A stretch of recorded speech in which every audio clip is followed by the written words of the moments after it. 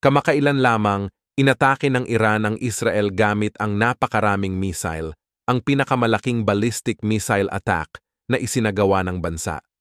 Habang patuloy na nakikipaglaban ang mga sundalo ng Israel laban sa Hezbollah sa Lebanon, malinaw na tila nagsimula na ang isang rehiyonal na digmaan. Ang malaking tanong ngayon ay kung ito ba'y magpapatuloy at lalala pa, o may pagkakataon pang mapawi ang tumitinding tensyon. Ang liderato ng Israel sa harap ng tumitinding sitwasyon ay nasa isang kritikal na desisyon. Sa una, noong Abril nang umatake ang Iran bilang ganti daw sa isang Israeli strike daw sa konsulado ng Iran sa Damascus, pinili ng Israel na maging maingat at sumagot lamang sa pamamagitan ng pag-atake sa isang Iranian air defense installation. Subalit, ang pinakahuling atake ng Iran ay natatangi sa lakas nito. Bagaman kakaunti ang pinsala sa Israel at halos lahat ng mga missile ay na-intercept, ang tensyon ay patuloy na tumataas. Ngayon, si Punong Ministro Benjamin Netanyahu ay may mahalagang desisyon na dapat gawin. Gaganti ba ang Israel batay sa intensyon ng Iran o sa resulta ng mga atake nito? Habang nagpapatuloy ang kampanya ng Israel laban sa Hezbollah sa Lebanon, nakamit ng bansa ang pansamantalang pagpapahina sa kanilang kalaban sa Hilaga. Subalit, ang tanong ngayon ay kung susundan na ba nila ang hakbang upang humina ang mismong patron na estado ng Hezbollah, ang Iran. Noong nakaraang buwan, nang salakayin ng Israel si Hassan Nasrallah, leader ng Hezbollah, nagbitiw si Netanyahu ng pahayag na ang pagkakapatay kay Nasrallah ay kinakailangang hakbang upang maprotektahan ang hilagang bahagi ng Israel at mabago ang balanse ng kapangyarihan sa rehiyon. Sa kanyang mga talumpati, binigyang diin din niya ang kanyang pananaw na darating ang araw na magiging malaya ang Iran mula sa kasalukuyang pamahalaan nito. Samantala, ang dating punong ministro ng Israel na si Naftali Bennett ay mas agresibo sa kanyang posisyon. Itinutulak ang ideya na dapat bombahin ng Israel ang mga pasilidad nukleyar ng Iran upang ganap na mapigilan ang banta mula sa programang nukleyar ng bansa. Ayon kay Bennett, ito na ang tamang panahon upang salakayin ang Iran dahil pansamantalang hindi makakagalaw ang mga proxy nito gaya ng Hamas at Hezbollah. Ang Israel ay hindi nagbigay ng katiyakan sa administrasyon ni Biden na hindi nito tatargetin ang mga nuclear facilities ng Iran bilang tugon sa mga ballistic missile strikes na isinagawa ng Iran noong nakaraang linggo, ayon sa isang mataas na opisyal ng US State Department. Sinasabi ng opisyal na umaasa sila na magkakaroon ng karunungan at lakas sa mga susunod na hakbang ng Israel, ngunit wala silang kasiguruhan. Nang tanungin kung siniguro ba ng Israel na hindi nito tatargetin ang nuclear facilities ng Iran, walang ibinigay na katiyakan ang Israel. Noong nakaraang linggo, sinabi ni Pangulong Joe Biden na hindi susuportahan ng Estados Unidos ang anumang aksyon ng Israel na tatargetin ang nuclear program ng Iran. Gayunpaman, hindi pa malinaw kung kailan magpapasya o magpapatupad ng aksyon ang Israel. Sa loob ng halos isang taon, nagsusumikap ang Estados Unidos na pigilan ang paglala ng sigalot sa isang mas malaking digmaan. Ayon sa opisyal, hanggang ngayon ay nagtagumpay ang kanilang mga hakbang, ngunit kasalukuyang nasa bingit ng pagkakaroon ng mas malawak na labanan ang sitwasyon. Ang Deputy Commander ng Militar ng Iran ay nagbanta na tatargetin ang mga energy infrastructure ng Israel bilang ganti sa anumang pag-atake ng Israel sa Iran. Ayon sa mga reports, sinabi ni Brigadier General Ali Fadavi na ang Iran ay may kakayahang targetin ang mga planta ng kuryente at mga refinery ng gas sa Israel. Ayon kay Fadavi, ang Iran daw ay isang malawak na bansa na may maraming sentrong pang-ekonomiya, habang ang Israel naman daw ay may 3 planta ng kuryente at ilang mga refinery. Binanggit din niya na kaya daw targetin ng Iran ang lahat ng mga ito nang sabay-sabay kung sakaling magkamali daw ang Israel sa kanilang mga hakbang. Ang mga pahayag na ito ay kasunod ng pag-atake ng Iran ng mga ballistic missile sa mga lungsod ng Israel bilang tugon sa pagpaslang sa lider ng Hezbollah na si Hassan Nasrallah sa Beirut noong nakaraang linggo. Bagaman, minimal lamang ang pinsala ng mga missile strike, malinaw na nagpapahiwatig ito ng kakayahan ng Iran na magsagawa ng mga malalaking hakbang laban sa Israel. Ganun pa man, ayon sa mga eksperto, kahit na maglunsad ng pag-atake ang Iran laban sa Israel, malabong magtagumpay sila dahil sa mas makapangyarihang militar at mas advanced na teknolohiya ng Israel. Ang Israel ay isa sa pinakamalakas na bansa sa rehiyon na may mas sopistikadong puwersa ng depensa at kakayahan sa intelligence na hindi kayang tapatan ng Iran. Samantala, sa Beirut, nagbabala rin ang Iranian Foreign Minister ng mas matinding ganti kung magpatuloy daw ang pag-atake ng Israel.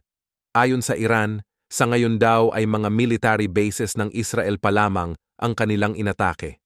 Ang mga komentong ito ay alinsunod sa naunang pahayag ng Supreme Leader ng Iran, si Ayatollah Ali Khamenei, na nagsabi na ang naunang pag-atake daw ng Iran sa Israel ay pinakamaliit na parusa pa lang daw at magpapatuloy pa daw ang mga pag-atake kung kinakailangan. Naganap ang mga pahayag ng Iranian Foreign Minister matapos ang kanyang pagpupulong sa parliamentary speaker ng Lebanon at kaalyado ng Hezbollah na gumaganap ng mahalagang papel sa negosasyon para sa ceasefire sa pagitan ng Israel at Iran. Makikita sa mga kaganapang ito ang tensyon sa pagitan ng dalawang bansa at ang posibilidad ng mas malalaking aksyon kung sakaling hindi magkaroon ng kasunduan para sa kapayapaan. Sa isang talumpati ni Punong Ministro Benjamin Netanyahu, isang taon matapos ang mga pag-atake ng Hamas, muling pinagtibay niya ang pangako ng Israel na ipagpatuloy ang laban para sa kanilang kaligtasan at kapayapaan. Ayon kay Netanyahu, hanggat patuloy na banta ang Hamas sa kanilang kaligtasan at hanggat may mga bihag pang nasa Gaza, hindi titigil ang Israel sa pakikipaglaban. Hindi rin nagpatumpik-tumpik ang Estados Unidos sa kanilang suporta sa Israel. Sa isang tawag, ipinahayag ni US Secretary of Defense Lloyd Austin ang hindi matitinag na suporta ng Estados Unidos para sa seguridad ng Israel. Sinabi ni Austin na kinikilala nila ang karapatan ng Israel na ipagtanggol ang sarili laban sa mga banta ng terorismo. Kasabay nito, muling iginiit ng US ang kanilang posisyon sa pagkakaroon ng ceasefire sa Gaza at ang pagpapanumbalik ng kapayapaan sa magkabilang panig ng Israel at Lebanon.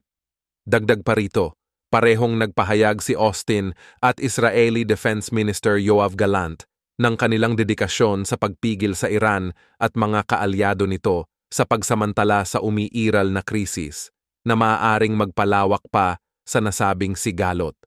Nakatakdang magpulong si Pangulong Vladimir Putin ng Russia at Pangulong Masoud Pezeshkian ng Iran sa Biyernes upang talakayin ang mga kritikal na isyu sa gitnang silangan ayon sa mga ulat. Gaganapin ang nasabing pagpupulong sa Turkmenistan kung saan tatalakayin ng dalawang lider hindi lamang ang mga bilateral na isyu sa pagitan ng Russia at Iran, kundi pati na rin ang mas lumalalang sitwasyon sa gitnang silangan. Ayon kay Yuri Ushakov, isang aide ni Putin, ang pagpupulong ay may malaking kahalagahan lalo na sa kasalukuyang kalagayan ng rehiyon. Ang Iran at Russia ay parehong may malalim na interes sa gitnang silangan at ang kanilang pakikilahok sa mga sigalot sa rehiyon ay matagal nang sinusubaybayan ng internasyonal na komunidad. Inaasahan ng marami na ang kanilang talakayan ay magbibigay linaw sa posibleng mga hakbang na gagawin ng dalawang bansa upang mapalawak pa ang kanilang impluwensya sa gitnang silangan. Ang alyansa sa pagitan ng Russia at Iran ay itinuturing na mapanganib dahil sa kanilang parehong suporta sa mga rehimeng kilala sa paglabag sa karapatang pantao at kanilang partisipasyon sa mga digmaang proxy. Ang Russia, sa ilalim ng pamumuno ni Putin, ay matagal nang sangkot sa mga sigalot sa gitnang silangan, kabilang na ang suporta nito sa rehimeng Assad sa Syria na nagdulot ng libu-libong pagkamatay at paglikas ng mga sibilyan. Ang interbensyong militar ng Russia sa Syria ay hindi para sa kapayapaan, kundi upang palakasin ang kontrol nito sa rehiyon at protektahan ang sariling interes. Samantala, ang Iran ay kilala sa pagsuporta sa mga armadong grupong terorista tulad ng Hezbollah at Hamas na patuloy na nagdudulot ng destabilization sa gitnang silangan. Sa pamamagitan ng mga grupong ito, nagagawa ng Iran na magsagawa ng mga operasyon na nagpapahina sa seguridad ng mga bansang nasa rehiyon. Ang kanilang aktibong partisipasyon sa mga proxy war ay nagpapakita ng kanilang layuning palawigin ang kanilang kapangyarihan na nagiging sanhi ng higit pang kaguluhan sa gitnang silangan. Ang pagkakaroon ng mas malalim na alyansa sa pagitan ng Russia at Iran ay maaaring magdala ng mas maraming destabilization, hindi lamang sa gitnang silangan kundi sa buong mundo. Sa pamamagitan ng kanilang pagkakaisa, maaaring mapalakas pa ng dalawang bansa ang mga hakbang na maglalagay sa panganib sa kaligtasan ng mga inosenteng tao at higit pang magpapalawak ng tensyon sa rehiyon. Ang alyansa ng Russia at Iran ay patuloy na nagiging banta sa katatagan ng gitnang silangan. Ang kanilang pagkilos ay nagpapakita ng isang uri ng diplomasya na hindi nakatuon sa kapayapaan, kundi sa higit pang paghahasik ng kaguluhan at pagpapalawig ng kanilang makasariling interes. Kailangang maging alerto ang buong mundo sa mga susunod na hakbang ng dalawang bansa at tiyakin na hindi ito makakapagdulot ng mas malawak na sigalot. Ang tensyon sa pagitan ng NATO at Russia ay muling lumalala matapos magbanta si Pangulong Vladimir Putin na ituturing niyang isang akto ng digmaan kung sakaling magdesisyon ang NATO na alisin ang mga restriksyon sa paggamit ng Ukraine ng mga long-range na missile mula sa kanluran upang atakihin ang mga target sa loob ng Russia. Ayon kay Putin, kung gagawin ito ng NATO, magpapahiwatig ito na ang NATO, kasama ang Estados Unidos at mga bansang European, ay direktang nakikipagdigma na sa Russia. Ang pahayag na ito ay dumating habang patuloy na isinusulong ng Ukraine ang paggamit ng mga Western-provided long-range na mga armas upang matumbok ang mga target na militar ng Russia. Sa ngayon, ang mga kasamahan ng US at NATO ay nagpapakita ng pagiging bukas sa ideyang ito na bahagi ng kanilang patuloy na pagbago ng mga estratehiya sa digmaan. Ayon kay US Secretary of State Antony Blinken, ang kanilang mga aksyon mula pa sa simula ng digmaan ay patuloy na ina-adjust batay sa mga pagbabago sa labanan.